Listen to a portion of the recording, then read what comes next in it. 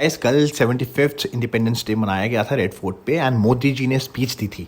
Yes, तो आज हम उस स्पीच को डिकोड करेंगे कि कौन से स्टॉक्स, देखिए हम स्टॉक मार्केट की बात करते हैं तो कौन गवर्नमेंट का फोकस कौन से सेक्टर पे है, तो हम सारे स्टॉक्स को देखेंगे, थोड़ा ध्यान से देखेंगे कौन से सेक्टर पे उन्होंने एम्फेसाइज किया है कि यस हमको इस पे ध्यान देना पड़ेगा। मोदी जी ने एक बात पे स्ट्रेस किया है, दैट इज आत्मनिर्भर। वैसे हम कुछ टाइम से देख रहे हैं कि मोदी जी आत्मनिर्भर को बहुत प्रमोट कर रहे हैं। उनको पता है कि अगर हमको सेल्फ रिलायंस बनना पड़ेगा, अगर हमको इस देश को और आगे प्रोग्रेस करवाना है, तो इसी वजह से पीएलआई स्कीम्स निकली थी। पीएलआई स्कीम से बहुत फायदा हुआ था। बट आज हम देखते हैं कि किस किस सेक्टर पे मोदी जी ने एम्फेसाइज किया और कौन से स्टॉक्स हैं जो आने वाले टाइम पे अच्छा कर सकते हैं इस सेक्टर से रिलेटेड जो स्टॉक्स हैं। केवल एक पॉइंट पे मोदी जी ने काफी स्ट्रेस किया, इनफैक्ट 2 या 3 बार इस पॉइंट पे स्ट्रेस किया और ये बोला गया कि हमको एनर्जी इंडिपेंडेंट बनना पड़ेगा, यानी कि हमको कहीं ना कहीं ग्रीन एनर्जी, क्लीन एनर्जी पे ध्यान देना पड़ेगा और इस पे हमको बहुत फोकस करना पड़ेगा। कौन से स्टॉक्स हैं इस पे हमको ध्यान देना चाहिए क्लीन एनर्जी, ग्रीन एनर्जी पे?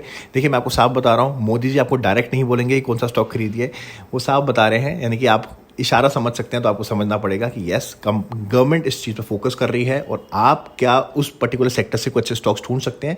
तो मैं आपको बता देता हूँ कौन से अच्छे स्टॉक्स हैं जो आप इसमें रडार पे रख सकते हैं। ग्रीन एनर्जी, क्लीन एनर्जी पे टाटा पावर को आप रख सकते हैं अपने रडार पे, अदानी ग्रीन्स को रख सकते हैं अपने रडार पे, केपीआई ग्रीन्स को रख सकते हैं, जोडियाक एनर्जी को रख सकते हैं, आप एमटार टेक्नोलॉजी को रख सकते हैं। यस, एमटार डिफेंस में भी काम करता है और एमटार ग्रीन एनर्जी, क्लीन एनर्जी पे भी काम करता है। तो यस, आप इसको भी रडार पर रख सकते हैं। अदानी पावर को भी आप रडार पर रख सकते हैं। तो ये कुछ ऐसे स्टॉक्स हैं जिसको आप अपने रडार पर रख सकते हैं। अगर क्लीन एनर्जी और ग्रीन एनर्जी जिस पे गवर्नमेंट का बहुत फोकस है, यस हम देख सकते हैं इस सेक्टर में आने वाले टाइम में काफी अच्छे नए मल्टीबैगर्स देख सकते हैं। एक सेक्टर पे दोबारा मोदी जी ने बहुत स्ट्रेस दिया, उसको बोलते हैं डिफेंस सेक्टर। यस, हम बहुत बड़े इंपोर्टर रहे हैं डिफेंस सेक्टर को लेके, हम बहुत सी चीजें इंपोर्ट करते हैं, हम रशिया पे, फ्रांस से बहुत चीजें इंपोर्ट करते हैं। बट यस, यहाँ पे मोदी जी ने बोला कि अब हमको यहाँ पे आत्मनिर्भर बनना पड़ेगा। स्पेशली इतनी जियोपॉलिटिकल टेंशंस चल रही हैं, अभी हमने देखा है रशिया यूक्रेन वॉर है, उसके बाद हम इसको इतना आसानी से नहीं ले सकते। तो यस, आत्मनिर्भर पे हमको बनना पड़ेगा। तो हमको कहीं ना कहीं डिफेंस, जो भी डिफेंस इक्विपमेंट्स हैं, जो भी हमारे को हम इंपोर्ट करते हैं, कहीं ना कहीं हमको हमारे डिफेंस सेक्टर को लेके गवर्नमेंट का बहुत फोकस है। डिफेंस का बजट भी गवर्नमेंट ने बढ़ा दिया है एंड हम देखेंगे आने वाले टाइम में बहुत सी डिफेंस कंपनीज हैं जो आपको आने वाले टाइम में अच्छा कर सकती है। कौन सी डिफेंस कंपनीज हैं उसको ध्यान देखते हैं। एक है एचएएल, हिंदुस्तान एरोनॉटिकल, सेकंड है पारस डिफेंस, थर्ड की बात करूं MTAR technologies, fourth data patterns and एक और एल&टी सिर्फ इंफ्रास्ट्रक्चर में नहीं है, एल&टी डिफेंस में भी है। एक और सेक्टर पे मोदी जी ने काफी ज्यादा स्ट्रेस दिया, उसको बोलते हैं ड्रोन सेक्टर। यस, उन्होंने कहीं ना कहीं बताया डिफेंस में भी यूज होता है, हेल्थ केयर में भी, एग्रीकल्चर में भी ड्रोन्स आने वाले टाइम में बहुत यूज करेंगे और हमारी इंडिया की डेवलपमेंट में बहुत ज्यादा मदद करेंगे। तो ड्रोन सेक्टर में कौन सी कंपनीज हैं जो अच्छी हैं? यस, जेन टेक्नोलॉजीज को अपने रडार पर रख सकते हैं, पारस डिफेंस को भी आप अपने रडार पर रख सकते हैं। उसके बाद एग्रीकल्चर सेक्टर में भी काफी ज्यादा स्ट्रेस दिया गया कि यस हमको एग्रीकल्चर में भी, ऑर्गेनिक फार्मिंग में काफी ध्यान देना है। तो कौन से एग्रीकल्चर का स्टॉक मैं आपको बता दूं, मेरे को पीआई इंडस्ट्रीज बहुत पसंद है, मुझे सुमिटोमो केमिकल बहुत पसंद है। ये दो हैं जो काफी अच्छे हैं। बाकी फर्टिलाइजर्स पे काफी बात करी गई, हुई। फर्टिलाइजर्स को लेके मैं किसी भी स्टॉक मेरे कोई पोर्टफोलियो में नहीं है, बट यस दीपक फर्टिलाइजर्स को अपने रडार पर रख सकते हैं। इंफ्रास्ट्रक्चर, यस अगर इंडिया को और आगे डेवलप करना है तो इंफ्रास्ट्रक्चर में हमको और प्रोग्रेस करना पड़ेगा। L&T is the best company and आप ग्रीनवेल नॉर्टन को भी अपने रडार पर रख सकते हैं, बड़ी अच्छी कंपनी है। इंफ्रास्ट्रक्चर में मैक्सिमम आप कंपनी देखेंगे थोड़ी लॉस में चलती हैं, बट ये एक ऐसी कंपनी है जो काफी अच्छा कर रही है।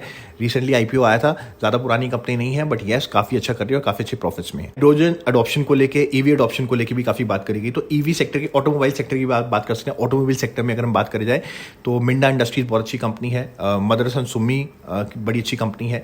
और कार मैन्युफैक्चरर्स की बात करें, टाटा मोटर्स को आप रडार पर रख सकते हैं, एमएनएम को रडार पर रख सकते हैं, अशोक लेलैंड को आप रडार पर रख सकते हैं, ओलेक्ट्रा ग्रीन टेक को आप रडार पर रख सकते हैं। तो ये सारी कंपनीज है जो अपने रडार पर रख सकते हैं। मोदी जी ने एक और चीज पे स्ट्रेस किया, दैट इज डिजिटलाइजेशन। यस, आपको उन्होंने ये बताया कि यूपीआई की जो अडॉप्शन है इंडिया में बहुत ज़्यादा है, in fact maximum in the world है एंड अडॉप्शन धीरे धीरे इंक्रीज हो रही है, इससे डिजिटलाइजेशन हो रही है।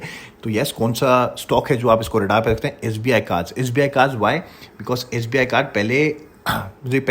पहले यूपीआई सिर्फ डेबिट कार्ड से अटैच हो सकता था, बट अब क्रेडिट कार्ड भी हो सकता है। एसबीआई कार्ड को आप रडार पर सकते हैं, बहुत अच्छी कंपनी है। पेटीएम को मैं अभी आपको सजेस्ट नहीं करूंगा, एक लॉस मेकिंग कंपनी है, बट यस पेटीएम भी एक ऐसी कंपनी है जो इसी सेक्टर में आती है। डिजिटलाइजेशन बढ़ेगी तो और कौन सी कंपनी? एप्पल इंडिया को आप रडार पर रख सकते हैं, बिकॉज जितना डिजिटलाइजेशन बढ़ेगा तो एडवर्टाइजमेंट, मोबाइल एडवर्टाइजमेंट नेटवर्क भी बढ़ेगा, तो एप्पल इंडिया। और एक और चीज़ है नज़ारा टेक्नोलॉजीज, बिकॉज डिजिटलाइजेशन बढ़ेगी तो गेमिंग भी काफ़ी बढ़ेगी, गेमिंग का भी इंडस्ट्री काफ़ी बढ़, तो नज़ारा टेक्नोलॉजीज को आप अपने रडार पर रख सकते हैं।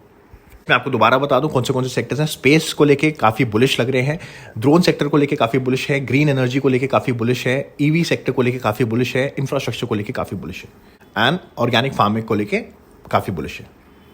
तो ये कुछ सेक्टर्स हैं और मैंने आपको इनके रिलेटेड स्टॉक्स बता दिए जो आप स्टडी करिए। ये कोई रिकमेंडेशन नहीं है, स्टडी करिए, आपको काफ़ी कुछ समझ में आ जाएगा। आपको हमेशा ध्यान देना चाहिए गवर्नमेंट का फोकस कहाँ है, और आप उससे रिलेटेड स्टॉक्स को अलाइन करना सीख जाएंगे तो आप अच्छा पैसा बनाना शुरू कर देंगे।